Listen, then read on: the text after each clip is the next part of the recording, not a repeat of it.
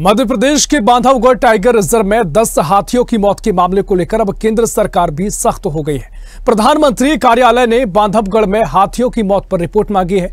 वहीं अभी lab report का इंतजार किया जा रहा है। इसके बाद ही मौत का कारण स्पष्ट हो पाएगा।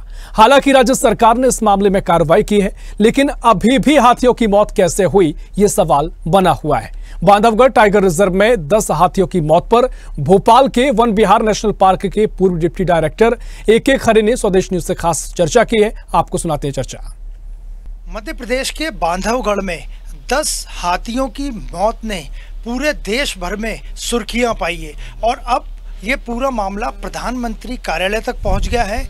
वहां से आदेश आया है कि पूरे मामले की रिपोर्ट प्रधानमंत्री कार्यालय को दिल्ली भेजी जाए। और इस बारे में बात करने के लिए हमारे साथ मौजूद हैं वन विहार भोपाल नेशनल पार्क के असिस्टेंट डायरेक्टर AK खरे, और ये खरे साहब वाइल्ड लाइफ एक्सपर्ट भी हैं। खरे साहब, आप ये बताइए कि प्रधानमंत्री कार्यालय ने संज्ञान में लिया है 10 हाथियों की बांधवगढ़ में मौत कैसे हुई?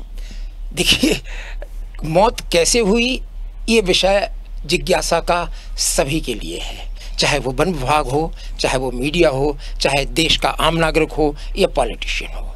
ये आज की स्थिति में ये कहना मुश्किल है कि ये मृत्यु कैसे हुई।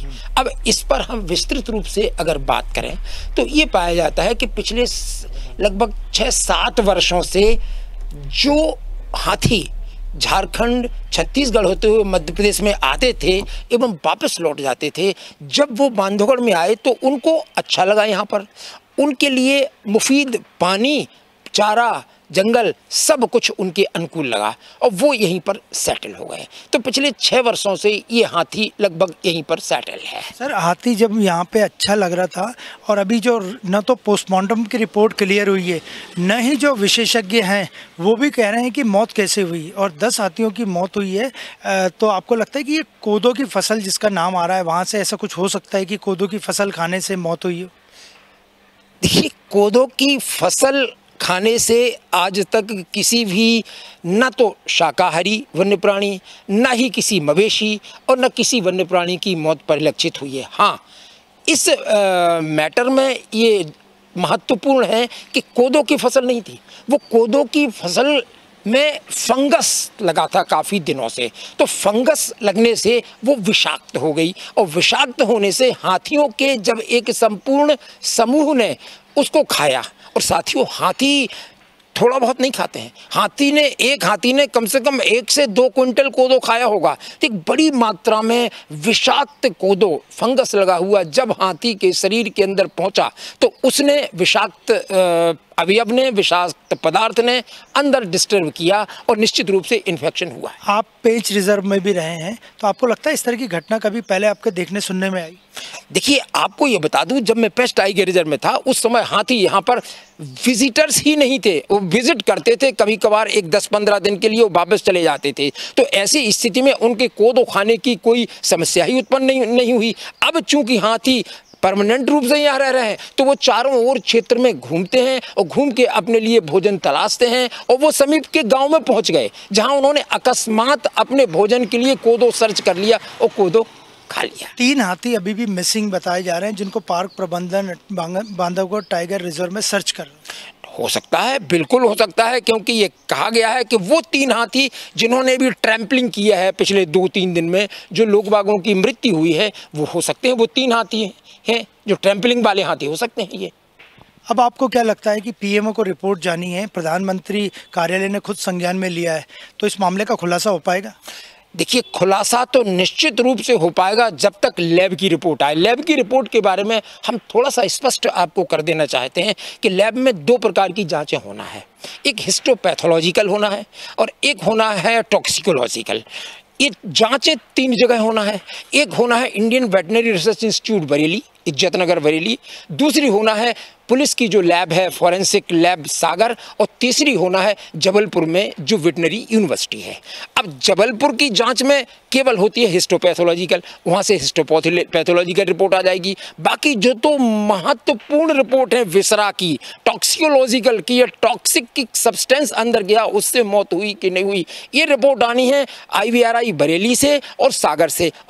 जब तक इसको परस्यू ना किया जाए, जब तक कोई बड़ा प्रेशर ना हो, तब तक वो रूटीन से हटके जल्दी रिपोर्ट आज तक तो नहीं भेजी है। हम तो भुक्तभोगी हैं वन विहार में, रिपोर्ट के लिए बहुत दौड़ना पड़ता, बहुत परेशान होना पड़ता था।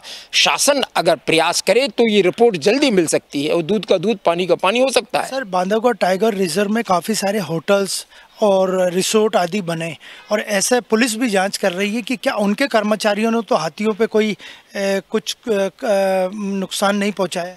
देखिए, ये होती है क्रिया के विपरीत प्रतिक्रिया। यदि हाथियों ने कभी उनको क्षति पहुंचाई हो, उनके संस्थान को क्षति पहुंचाई हो, उनके कैंपस को क्षति पहुंचाई हो, तो भी वो काम ऐसा कर सकते हैं। यदि हाथियों ने कभी उनको क्षति नहीं पहुंचाई तो निश्चित रूप से मेरी दृष्टि में तो वो ये कार्य नहीं करेंगे। शिकारियों का काम लगता है आपको?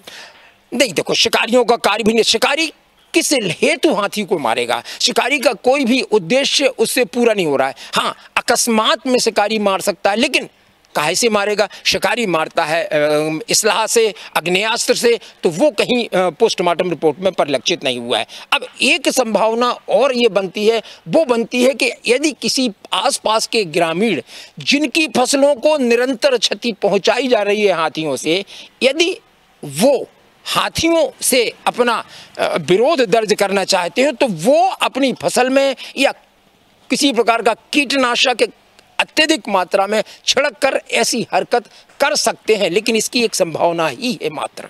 मुख्यमंत्री ने 24 घंटे में रिपोर्ट मंगवाई, वन राज्य मंत्री भी गए, 2 अधिकारियों को, फील्ड डायरेक्टर को सस्पेंड भी किया, तो आपको लगता है कार्रवाई उचित है? देखिए, कार्रवाई उचित है। अब ऐसा प्रथम दृष्टया लगा है कि इन 2 अधिकारियों ने, क्षेत्र संचालक और सहायक वन संरक्षक पनपथा, इन्होंने जांच में सहयोग नहीं दिया। ये स्थल पर भौतिक रूप से उपस्थित नहीं रहे ताकि इस समस्या का समाधान हो सके। तो ऐसा प्रतीत होता है कि इन 2 कारणों से, कि उनका सहयोग नहीं रहा जांच की पूरी प्रक्रिया में और ग्रामीणों को निश्चित रूप से इस समस्या से अवगत कराने में उनकी भूमिका सही नहीं रही है, संभवतः प्रथम दृष्टया उनको इसीलिए निलंबित किया गया। हाथियों का हत्यारा कौन, अभी ये सवाल बना रहेगा? देखिए, हाथियों का हत्यारा कौन, हत्या की जब पुष्टि होगी तब हम कहेंगे हाथियों का हत्यारा कौन, लेकिन ये तो हम सबको प्रतीक्षा करना पड़ेगी। कोई ऐसा नहीं कह सकता कि किसने हाथियों को मारा है। किसी व्यक्ति विशेष ने मेरी दृष्टि में हाथियों को नहीं मारा है।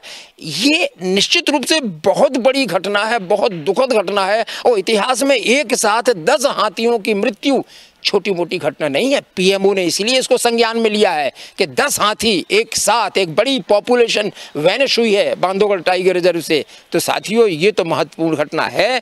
और हाथियों का हत्यारा कौन, हम हत्या के बारे में भी किसी को हत्यारा नहीं घोषित कर सकते। तो आपने देखा, ये थे हमारे साथ AK खरे, जो कि वाइल्ड लाइफ एक्सपर्ट हैं, लंबा अनुभव है वाइल्ड लाइफ सेंचुरीज में, टाइगर रिजर्व में काम करने का, और उनका साफ कहना था कि हाथियों का हत्यारा कौन है ये कहना अभी बड़ी मुश्किल है। लेकिन उन्होंने स्पष्ट किया उनके अनुभव से कि जो रिपोर्ट्स आती हैं, फोरेंसिक रिपोर्ट्स आती हैं, विसरा रिपोर्ट्स आती है और तमाम तरह की जो रिपोर्ट्स आती है उनमें देरी होती है और उस रिपोर्ट आने के बाद ही पता चल पाएगा, विशेषज्ञों की राय के बाद पता चल पाएगा कि बांधवगढ़ में 10 हाथियों का हत्यारा कौन था या हाथियों को किसने मारा।